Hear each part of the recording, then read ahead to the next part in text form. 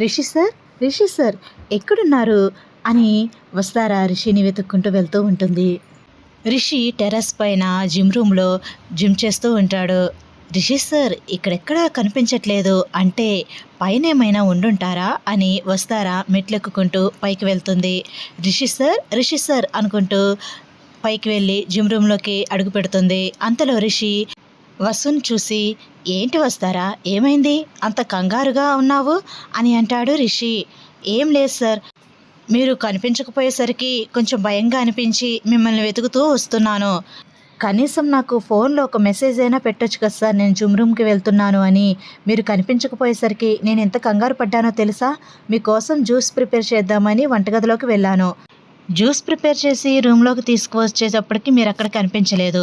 బయట ఏమైనా ఉన్నారేమో అని బయటకు వచ్చి చూశాను, బయట కనిపించలేదు. హాల్లోనూ లేక, బయట కనిపించక, గార్డెన్లో కనిపించక, ఎక్కడున్నారో తెలియక నేను ఎంత టెన్షన్ పడ్డానో తెలుసా సార్? అసలు మీరు ఎక్కడికైనా వెళ్తే నాకు ఫోన్ కానీ మెసేజ్ కానీ పెట్టి వెళ్ళండి సార్ అని అంటుంది వసు.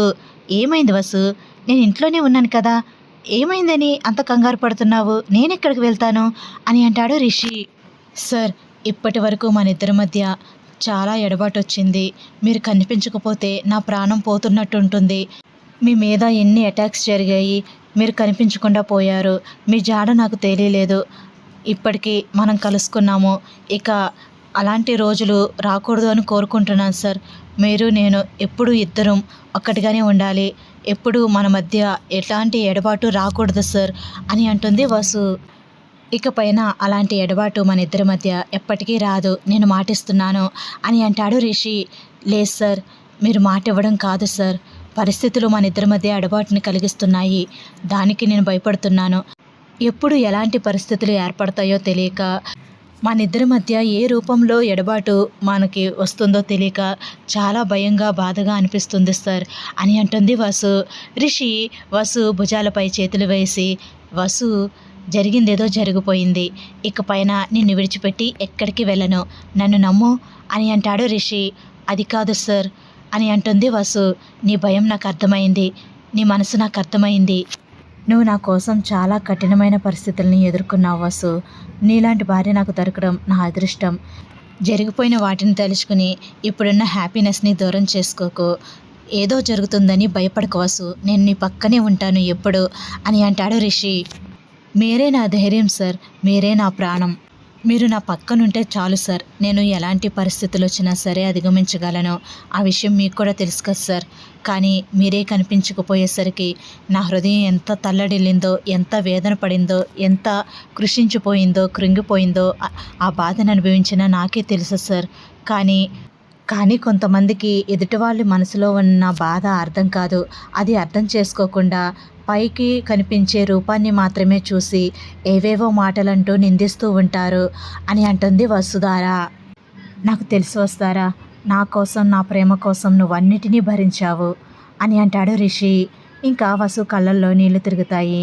రిషి వసుని దగ్గరికి తీసుకుని, నీ కళ్ళల్లో ఇంకెప్పుడు నేను నీళ్లు చూడకూడదు వస్తారా, నిన్ను నేను ఎప్పుడు సంతోషంగానే చూడాలి అనుకుంటున్నాను, నువ్వెప్పుడు నవ్వుతూనే ఉండాలి, ఏది ఒకసారి నవ్వు అని అంటాడు రిషి. ఇంకా వసు అలానే చూస్తూ ఉంటుంది. నవ్వమంటుంటే అని అంటాడు రిషి. ఇంకా వసు నవ్వుతుంది. గుడ్, ఎప్పుడు నువ్వు ఇలా నవ్వుతూనే ఉండాలి, నవ్వితే నువ్వెంత బాగుంటావో తెలుసా అని అంటాడు రిషి. అదేంటి, కోపంతో ఉంటే బాగుంటానంటారు కదా అని అంటుంది వసు. కోపంలో ఉంటే బాగుంటావు, నవ్వితే ఇంకా బాగుంటావు, కోపంలో ఉన్నా నవ్వుతూ ఉన్నా ఎలా ఉన్నా బాగుంటుంది నా పొగరు అని అంటాడు రిషి నవ్వుతూ. అవునా, పొగడ్తలతో మాయ చేద్దాము అనుకుంటున్నారా అని వసు నవ్వుతూ ఉంటుంది. ఇది పొగడ్త కాదు, నిజమే కదా అని అంటాడు రిషి. అవునవును నిజమే అని వసు నవ్వుతూ ఉంటుంది. అవును, మాయ చేస్తున్నాను అన్నావు కదా, ఏమవుతుంది మాయ చేస్తే? మాయ చేస్తే బాగుంటుంది కదా అని రిషి నవ్వుతూ ఉంటాడు. వాసు నవ్వుతూ, సార్ మాటల్లో పడి మీకోసం తీసుకువచ్చిన జ్యూస్ ఇవ్వడం మర్చిపోయాను, ఇదిగో జ్యూస్ తీసుకోండి అని జ్యూస్ గ్లాస్ని రిషికి ఇస్తూ ఉంటుంది. జ్యూసా, ఎందుకు వాసు అని అంటాడు రిషి. ఎందుకేంటి సార్, జ్యూస్ తాగితే ఆరోగ్యానికి మంచిది కదా అని అంటుంది వాసు. మంచిదా చెడ్డదా అని కాదు నేను అడిగేది, ఉదయాన్నే జ్యూస్ ఎందుకు తీసుకొచ్చావు అని అడుగుతున్నాను అని అంటాడు రిషి. సార్, ఉదయమే ఇలా వెజిటేబుల్ జ్యూస్ తాగితే ఆరోగ్యానికి చాలా మంచిది అని అంటుంది వసు. ఏంటి, ఇది వెజిటేబుల్ జ్యూసా అని అంటాడు రిషి ఆశ్చర్యంగా.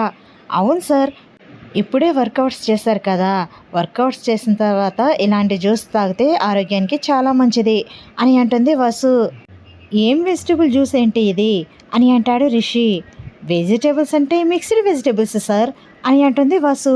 ఏంటి, ఒక్క వెజిటేబుల్ కాదా, మిక్స్డ్ వెజిటేబుల్సా, అది జ్యూసా అని అంటాడు రిషి. అవును సార్, చాలా మంచిది. దీంట్లో కొంచెం కాకరకాయ, కొంచెం కీర, కొంచెం క్యారెట్, కొంచెం బీట్రూట్, కొంచెం సొరకాయ, ఇలా అన్నీ కొంచెం కొంచెం వేసి జ్యూస్ చేశాను సార్ అని వసు నవ్వుతూ ఉంటుంది. ఏంటి, ఇవన్నీ వేసి జ్యూస్ చేసావా, దీన్ని నేను తాగాలా అని అంటాడు రిషి బాధగా. సార్, అంత బాధపడకండి సార్, దీనిలో కొంచెం హనీ మిక్స్ చేశాను కూడా, కాబట్టి ఈజీగా తాగేయచ్చు అని అంటుంది వసు. ఏంటి, ఇవన్నీ మిక్స్ చేసి హనీ మిక్స్ చేసావా అని అంటాడు రిషి బాధగా. అవును sir, health is wealth sir, ముందు మనం మన ఆరోగ్యాన్ని కాపాడుకోవాలి, కాబట్టి ఈ జ్యూస్ మీరు తాగాల్సిందే అని అంటుంది వసు. ఏంటి, ఈ జ్యూస్ తాగే వరకు నన్ను వదలవా, తప్పదా అని అంటాడు రిషి. అస్సలు వదలను, తప్పదు, తప్పకుండా తాగాల్సిందే అని అంటుంది వసు. భగవంతుడా, ఈ జ్యూస్ నుంచి నన్ను కాపాడవా ప్లీజ్ అని పైకి చూస్తూ దేవుణ్ణి వేడుకుంటూ ఉంటాడు రిషి. ఏంటి సార్, నేను జ్యూస్ తాగమంటే మీరు పైకి చూస్తున్నారు అని అంటుంది వసు.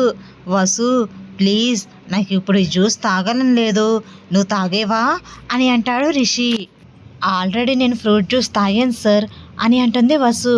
ఏంటి, నువ్వు ఫ్రూట్ జ్యూస్ చేసుకుని తాగావా, నాకు మాత్రం ఎలా మిక్స్డ్ వెజిటేబుల్ జ్యూస్ తెచ్చావా అని అంటాడు రిషి. అవును సార్, మీరు కష్టపడి వర్కౌట్స్ చేస్తున్నారు కదా, అందుకే మిక్స్డ్ వెజిటేబుల్ జ్యూస్ చేశాను సార్, తాగండి సార్, తాగండి తాగండి అని అంటుంది వసు. వసు, ఆ కలర్ చూస్తేనే ఏదోలా అనిపిస్తుంది, ప్లీజ్ అని అంటూ ఉంటాడు రిషి. అయినా ఇలా కాకరకాయలు అన్ని కూరగాయలు వేయమని ఎవరు చెప్పారు నీకు అని అంటాడు రిషి.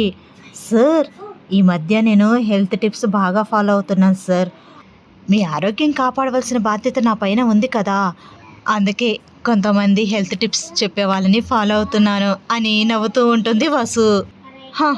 ఆ హెల్త్ టిప్స్ చూసి ఈ జ్యూసులు చేస్తున్నావా నాకు అని అంటాడు రిషి బాధగా.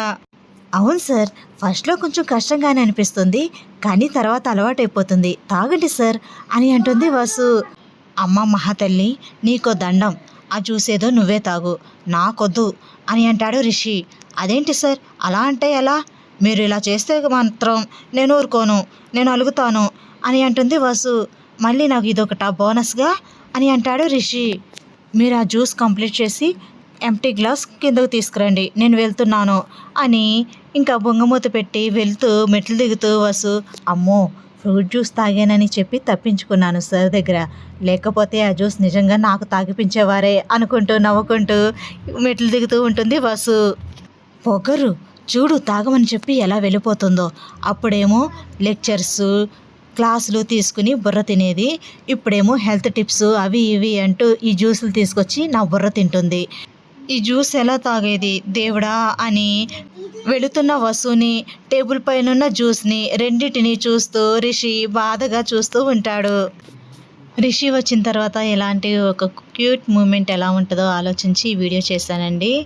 పార్ట్ 207 రేపు మార్నింగ్ పెడతానండి, ఈరోజు కుదరలేదు. వీడియో నచ్చితే కనుక మన ఛానల్ని సబ్స్క్రైబ్ చేసుకుని బెల్ ఐకాన్ ప్రెస్ చేయండి, లైక్ చేయండి, షేర్ చేయండి, కామెంట్ చేయండి మీ అభిప్రాయాన్ని. Thanks for watching. Bye bye.